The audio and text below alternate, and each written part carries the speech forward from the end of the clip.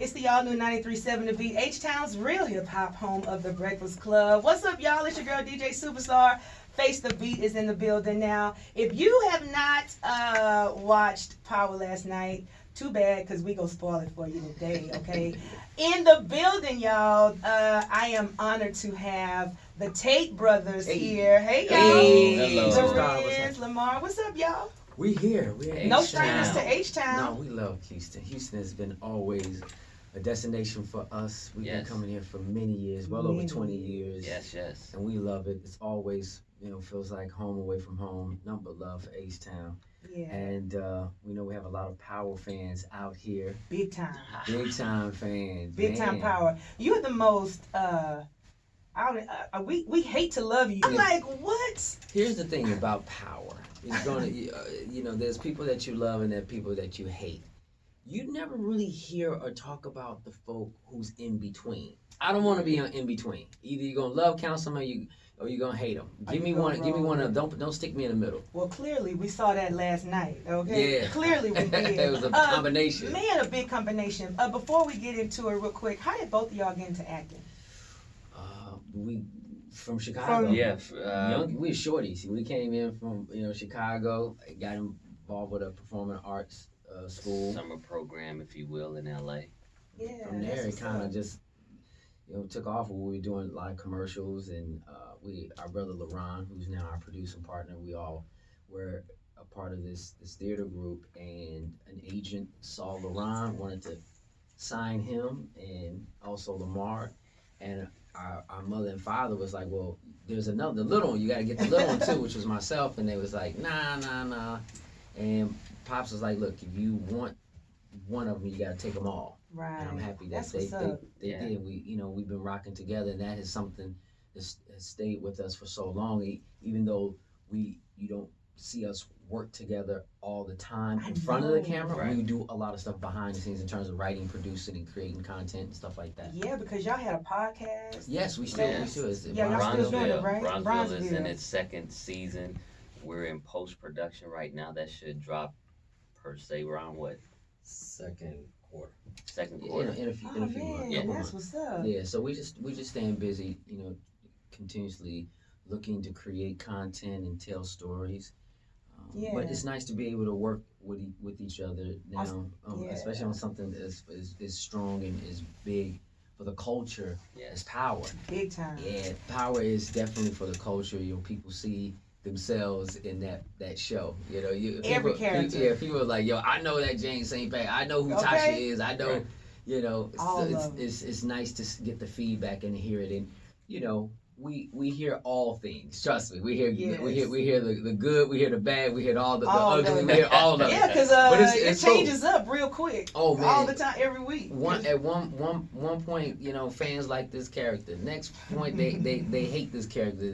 But it's just a testimony to how well Courtney Kemp, the creator of the show, as well as 50 and the Stars team, have really put out the kind of show that people stay engaged, and people they don't want to give up. They don't want to give Power up. You know what I mean? I don't. And listen, and neither do we. No one wants to give Power up, but I feel like it's time. It's a bittersweet situation, but the change and change is a little tough for us. But change is good though. It is, because with that change comes the reality that the Power universe is not going to be completely over. Right, that's what I was going to ask you. What was that at the end? We saw Power Never Ends. Yeah, Can you talk about that? Yeah, well, a little bit. Power Never Ends means that, there's going to be, I guess, branches of this power universe that will have folk like the icon Mary J. Blige, legendary hip hop. Yeah, Method is doing his thing. It's like you still have the same energy and the same dynamic, but just different stories that are going to be told. Well, at least we can still keep up with it. Oh yeah, you definitely. Yeah, it's not done. It's not done. Certain aspects, but it's not done. Because Sundays wouldn't be right. Yeah, we gotta have that Sunday. We gotta the roller coaster ride continues. Big time. Look, let me tell y'all this. It was a couple of scenes that stood out last night, but the one scene, of course, was, at the trash can, right? Right. And brother had to get brother out of that situation. I was my Have brother's you keeper. ever gotten the Renz out of some Have trouble? you ever Okay, we talked about that. me? I mean, Have you ever saved me? Yes. Listen, I'm just gonna say I'm always my brother's keeper. Always. That's how that works. I'm my brother's keeper as well. Always. No, you know, we have always had each other's back. Yes. You know, Yeah. anytime growing up, we had a lot of male cousins and uncles that were like all of our age. So a lot of people think that we have more brothers than we do because every time we would show up, you Y'all know, show we up have deep. we have an entourage, and it's like, Dang. what's up with the entourage? Like, no, actually, these are family members. We members. share the same DNA. We got Yes. the same bloodline. T-T. Like, full All throttle, day. full Oh my throttle, God. a lot, and they were uncles and cousins, and you just name it. And people thought we had more more brothers than we actually did, and so we never really had too many problems. Right, And of so course. like last this season when we got on the red carpet to launch season 6, you know, 50 Cent was on the red carpet. You know, we like to, you know, talk, you know, crazy to each Yeah. other. And I said, 5, you already know I got my. He said, I know you got your brothers. I know you got your, I said, it ain't gonna be easy, man. It's Oh, like I come with the crew, but it's nothing but love. And Yes. no, so we always got each other's back. But Yeah. beyond you know, those sort of surface things, you know, when we have each other's back, and Lamar says, I'm my brother's keeper, it's about building each other up, really. It's about supporting us in any of the endeavors that we have. And our mother and father always instilled that brotherhood, that you are always with your brother. Right. And it's the unconditional love. Right. And, you know, whether, you know, we fall short, or we're on the roller coaster that's Somebody riding got high, your we back, right. always, you know, continue to stay the course and ride the wave with each other. And that's really important. And I needed that. I've always needed that in my life. So my brothers, LeBron and Lamar, have always been there. Whether you don't see them or not, but they are definitely there. And everywhere I go, if I'm not with my brothers, people say something's wrong. Something wrong. Where your brothers at? Where your brothers at? You know One what of I'm us saying? gonna be Man, one of around. y'all. And the same thing as far as me, wherever they are, I'm You're there. there. Yes, Yeah. indeed. Man, I love that. We need more of that, really. Absolutely. And I I think always we've gotten away from that. I don't know why, but we're gonna change that. So, Okay. how did you get Lamar on to the actual Power? What happened was I knew that eventually we would get into various characters' backstories. And Yeah. Courtney Kemp, our creator of the show, the showrunner, said, listen, I want to bring family members in with Rashad because it's really interesting to kind of get into his backstory because we don't see enough of it. Mm-hmm. And I said, great. And it got to a place where she says, I'm going to bring in a brother. And we, you know, just kind of figure out who's going to play your brother. Immediately, I was like, my real My brother. brother. This is the one. Yeah. And she thought initially it was my brother, LaRon, who's the producing partner. But I was Mhm. like, no, the actor. She was like, Lamar, yes. Yes. Right. And it was right then and there, that first conversation. The script hadn't been written yet, but I said when it's all locked and loaded, Right. then I'll call Lamar and tell him. And she said you should do it. And one day we're having dinner, and she was like, "Did you tell your brother that he's on the show?" And I was like, "Nah, I ain't told him yet." She's like, "Man, if you don't call him and tell him that he's on." So what was that feeling like? But I know you've been acting for a while. Like I Yes. love All American. Thank you very much. Okay. Thank I mean barbershop, all that. Right. But how was that feeling when your brother was like, "Yo, you about to play my brother"? You know, it was exciting actually. I was Yeah. thrilled to get that call, and he was like, "Hey man," I was like, "What's up?" He's like, "What you doing?" I said, "Chilling, what's popping?"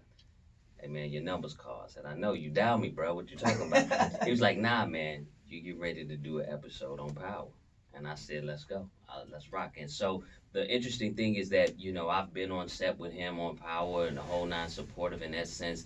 Like you say, we're always around one another, but to actually be on the show Yeah. was amazing, to be able to work with him and watch his artistry up close. Yeah. You know, we see it once it's finished product a lot of times and while he's working, but at the same time, man, to be there and to, you know, be immersed into the actual show, it was amazing. And to have that balance for him, you know, on the show, you look at Power and, you know, James St. Patrick hitting Ghost, his family was dysfunctional. Yeah. And here you have a story where someone is based in functional and morals and a loving family and support. That was something great that Rashad had an additive, and it was dope. Exactly. Yeah, I love that family aspect of it because, man, you show the dynamic of the black family. Like, I like that positivity in that episode and protecting the family. Yeah, we don't want to get too like preachy on any capacity, but the reality is you got to have some balance.